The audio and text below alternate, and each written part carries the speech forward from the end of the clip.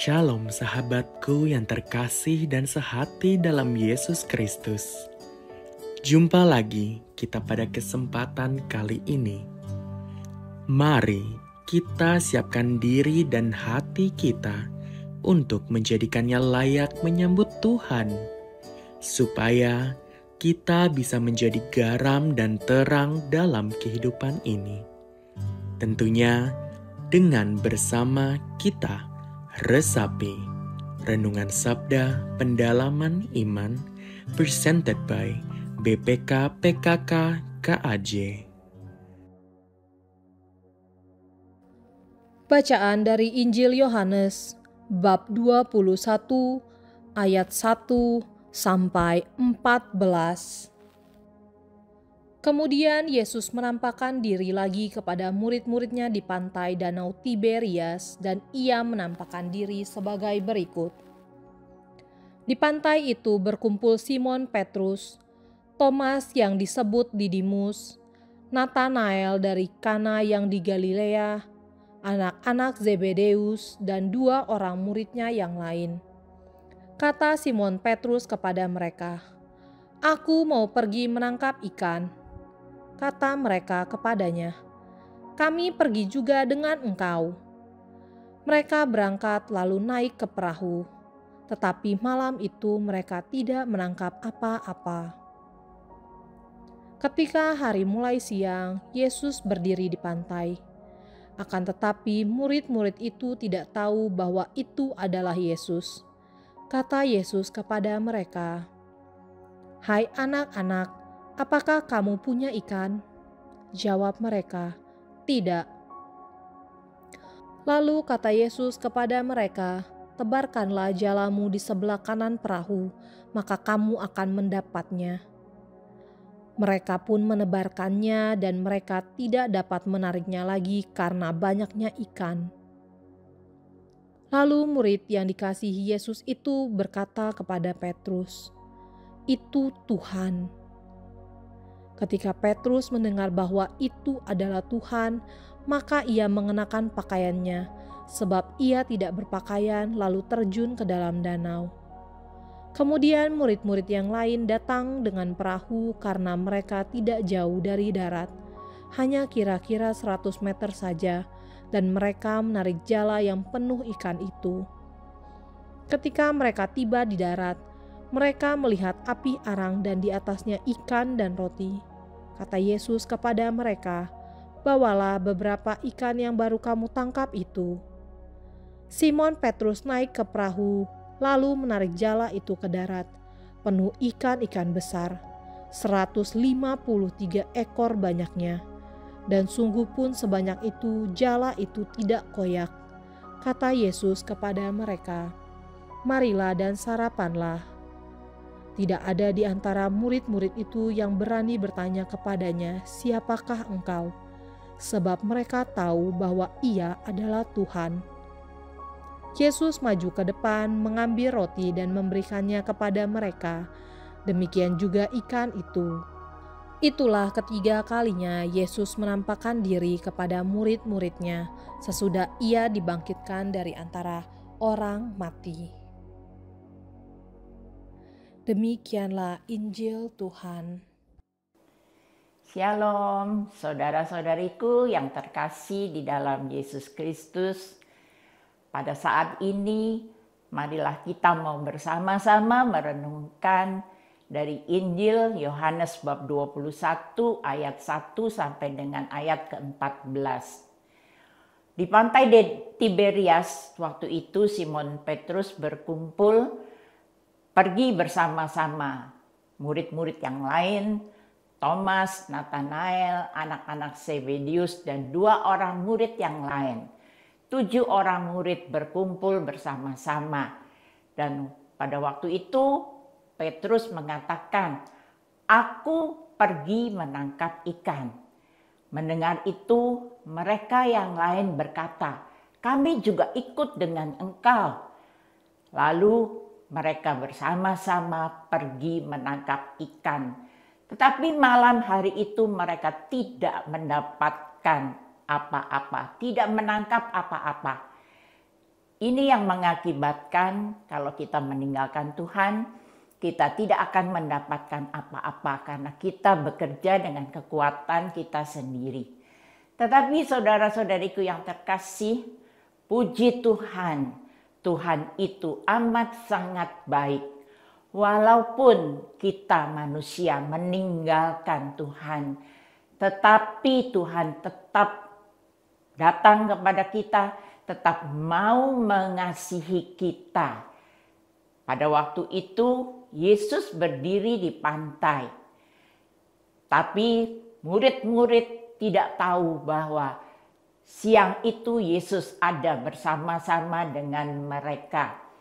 Padahal sebelumnya, pada perikop sebelumnya, Yesus sudah 2 kali menampakkan diri kepada para murid, yaitu waktu mereka ketakutan, pintu dikunci, dan yang kedua kalinya waktu itu Yesus menampakkan diri lagi kepada Thomas, karena Thomas tidak percaya waktu itu bahwa Yesus memang hidup, memang bangkit.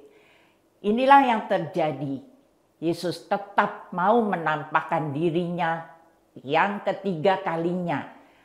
Waktu itu Yesus berkata, "Tebarkanlah jalamu di sebelah kanan." Mereka mentaatinya, menebarkan jalannya, dan yang terjadi, jala itu penuh dengan ikan. Kalau kita taat kepada Tuhan, mau mengikuti perintah daripada Tuhan, Tuhan akan tetap menyertai dan memberkati kita. Murid-murid memang masih belum percaya pada waktu itu. Mengapa? Karena mereka melihat dengan mata kepala sendiri bahwa Yesus waktu itu ditangkap, lalu dihina, didera, disiksa, dan akhirnya mati disalibkan. Itulah yang membuat iman dan pengharapan kepada Yesus menjadi luntur. Dan yang terjadi, pengalaman akan Yesus pada saat itu, mereka akhirnya tidak lagi menjadi penjala ikan. Mereka mau kembali kepada Yesus karena kasih Yesus yang begitu besar. Dia tetap menunjukkan kasihnya dengan memberkati murid-muridnya, memberikan 153 ikan yang besar-besar. Itu melambangkan semua jenis ikan yang ada di Danau Tiberias. Inilah yang terjadi. Kita pun marilah kita renungkan, apakah kita yang sudah mengalami banyak kasih dan kuasa Tuhan, apakah kita juga masih kembali kepada hidup yang lama? Mungkin karena kita merasa kecewa, doa kita tidak dijawab-jawab oleh Tuhan, atau mungkin juga persoalan rumah tangga kita dihianati, ataupun juga kita harus menghadapi persoalan anak yang narkoba, dan persoalan-persoalan masalah-masalah yang lainnya. Tetapi di sini saudara-saudariku yang terkasih, kalau saya pun dulu tidak bisa menerima kalau mengalami persoalan, mengalami anak yang menentang saya, Roh Kudus berkata-kata kepada saya setelah pencurahan roh. Di situ saya diingatkan bahwa saya memang tidak punya kasih. Sejak saat itu saya terus memohon kepada Tuhan. Tuhan, berikanlah kasih-Mu kepadaku, karena aku dari dalam diriku aku tidak punya kasih. Setelah mengikuti Tuhan, ikut retret, di situ baru saya ketahui bahwa saya luka batin dalam kandungan. Tanpa sadar mama saya karena belum di dalam Tuhan, Katolik si Katolik, tetapi berusaha untuk menolak saya dari kandungan. Sehingga yang terjadi, saya merasa diri saya nggak berguna. Saya merasa diri saya yang negatif semuanya. Saya jelek, saya bodoh, saya miskin, negative thinking. Misalnya, kalau suami saya, karena papa saya meninggal waktu saya umur 4 tahun. Jadi di sini saya tanpa sadar minta kasih daripada papa dari suami. Tidak bisa kan, karena kasih suami istri itu harus take and give. Itu yang saya alami. Seringkali kami jadi bertengkar. Kalau memang saya minta tolong, tetapi akhirnya dalam diri Pak Yosef suka merasa diperintah. Kamu suka perintah. Itu yang terjadi. Setelah saya sadari, iya Tuhan, saya memang egois. Saya memang mau menangnya sendiri. Saya tidak bisa memuji, saya tidak bisa bersyukur atas yang sudah semua Tuhan berikan kepada saya. Itu yang Tuhan ingatkan. Mulai saat itu saya belajar untuk dapat mensyukuri apapun yang terjadi. Mungkin kalau dahulu, contohnya, saya selalu melihatnya ke atas.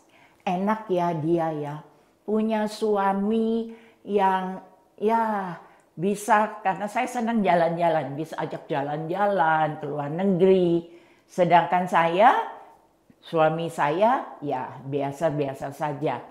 Jadi timbul iri hati, itu yang terjadi. Karena luka batin juga, saya juga tidak percaya diri sama sekali.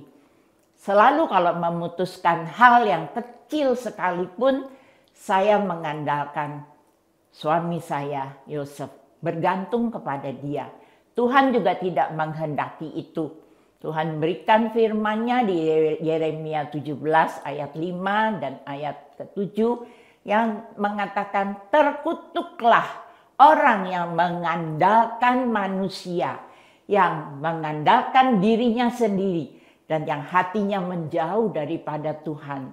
Tetapi diberkatilah orang yang sungguh mengandalkan Tuhan. Teguran itu menegur saya dengan Tuhan mengizinkan ada kekecewaan yang saya hadapi dengan suami, sehingga akhirnya saya bisa mengatakan, dia tetap manusia, tetap juga berusaha untuk hidup baik. Saya hanya mengandalkan Engkau Tuhan. Kalau saya mengalami kekecewaan terhadap anak-anak juga, saya juga belajar. Pertama kali saya minta ampun kepada Tuhan. Tuhan ampunilah saya. Lalu yang kedua, Tuhan ampunilah anakku atau suamiku atau siapa saja. Yang ketiga, di dalam nama Tuhan Yesus, aku ampuni suamiku, aku ampuni anakku. Itu yang saya katakan berulang-ulang, di dalam nama Tuhan Yesus, aku ampuni anakku. Sehingga luka yang anak saya berikan kepada saya itu lama-lama bisa sirna, dan saya bisa mengatakan dengan tulus, mami itu sayang loh sama kamu. Dulunya kami ribut terus, tetapi karena iman saya yang mengatakan satu orang diselamatkan, seisi keluarga Tuhan selamatkan.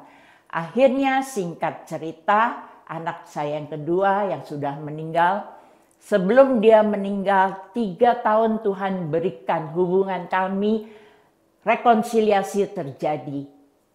Roh Kudus bekerja saat itu waktu kami di Yerusalem. Satu sore anak saya datang kepada saya dan dia menangis. Dia katakan, "Mami, maafin aku ya Mi, ampuni aku ya Mi." Padahal anak saya itu walaupun sudah ketahuan bersalah tidak pernah minta maaf. Itu yang terjadi. Saya katakan, "Mengapa tiba-tiba kamu bisa begini?" Lalu dia sharing, dia katakan, "Ibu yang sekamar dengan saya itu Mi, dia menceritakan anaknya perempuan. Dan dia katakan, kenakalan anaknya itu pokoknya saya tidak akan mengampuni dia." Nah, saya bersyukur disitulah Roh Kudus bekerja. Mengingatkan dia bahwa saya itu begitu mengasihi dan mau menerima dia apa adanya. Itu Tuhan berikan 3 tahun sebelum dia meninggal dunia. Saya bisa akhirnya mensyukurinya karena kami sudah berdamai. Walaupun anak saya sekarang sudah ada di pangkuan Bapa, 9 tahun akan itu terjadi pada tanggal 9 Mei 2016. Itulah sharing saya.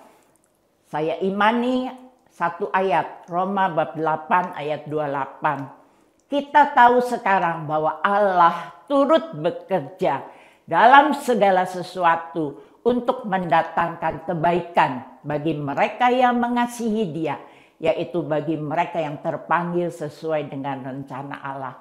Apapun yang terjadi, saya sudah mengalami kasih Allah yang begitu besar mengampuni saya bisa mengampuni, menerima anak saya apa adanya.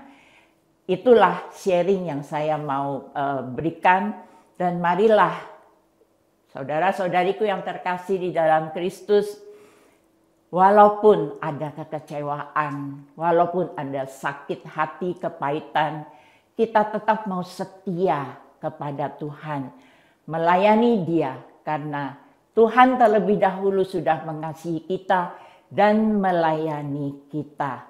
Puji Tuhan, Tuhan memberkati kita semuanya. Marilah kita akhiri dengan doa bersama. Dalam nama Bapa dan Putra dan Roh Kudus. Amin. Kami sungguh bersyukur kepadamu ya Bapa, mempunyai Engkau Allah yang penuh kasih. Engkau Allah yang tidak pernah meninggalkan kami. Walaupun Tuhan kami sering tidak setia, sering kembali kepada kehidupan lama kami. Kami sering malas ya Tuhan, mau berada di zona nyaman seperti hamba-Mu ini. Tetapi Engkau tetap memberikan kasih-Mu Tuhan. Engkau tetap memberkati kami. Engkau tetap memberikan sukacita dan damai sejahtera. Kami bersyukur Bapa, kami mempunyai Yesus yang hidup, Yesus yang sungguh bangkit, dan terus kami akan berjumpa kembali nanti di rumah-Mu. Demi Kristus Tuhan dan pengantara kami, amin. Dalam nama Bapa dan Putra dan Roh Kudus, amin.